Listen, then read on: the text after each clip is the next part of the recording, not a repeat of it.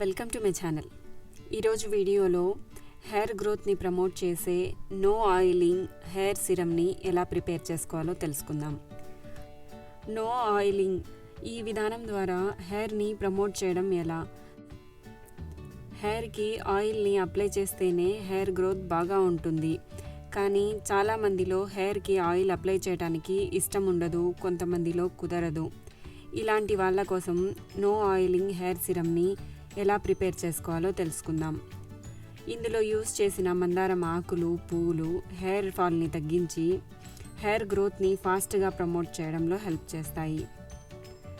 Kalonji hair స్కాల్ప్కి సంబంధించిన అన్ని రకాల ఇన్ఫెక్షన్స్ని, డాండ్రఫ్, ఇచ్చింగ్ని, హెయిర్ ఫాల్ని కంట్రోల్ చేస్తుంది. అంతేకాకుండా వెంట్రుకలను త్వరగా నెరవనివ్వదు. అలాగే రాలిన వెంట్రుకలను తిరిగి గ్రో అవ్వడానికి హెల్ప్ చేస్తుంది. సిరమ్ని ప్రిపేర్ చేయడానికి 10 నుంచి 15 మందారం పూల రేకులను తీసుకోవాలి. 3 నుంచి 4 మందారం ఆకులను తీసుకోవాలి. 1 టేబుల్ స్పూన్ కలోంజీ సీడ్స్ని తీసుకోవాలి.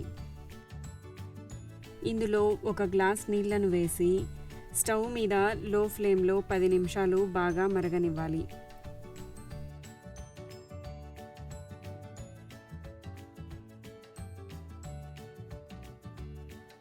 ఇలా పూర్తిగా మరిగిన తర్వాత దీన్ని ఫిల్టర్ చేసి ఈ సిరమ్ని పూర్తిగా చల్లారనివ్వాలి.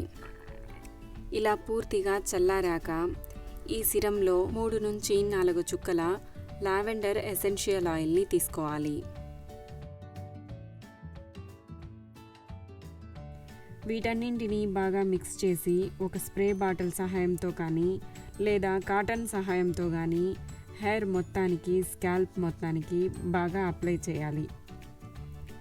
దీన్ని నైట్ టైమ్స్లో కానీ లేదా స్నానానికి 1 గంట ముందు కానీ యూస్ చేయవచ్చు.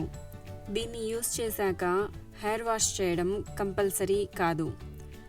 కావాలంటే మీ కన్వీనియంట్ని బట్టి 2 రోజులకు ఒకసారి కూడా తల స్నానం చేయవచ్చు.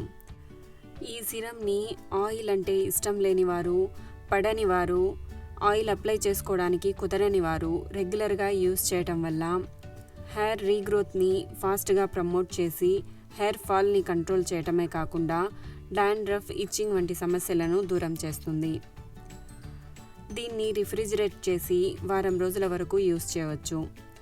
ఈ వీడియో మీకు నచ్చినట్లయితే లైక్ చేయండి, షేర్ చేయండి, సబ్స్క్రైబ్ చేయండి.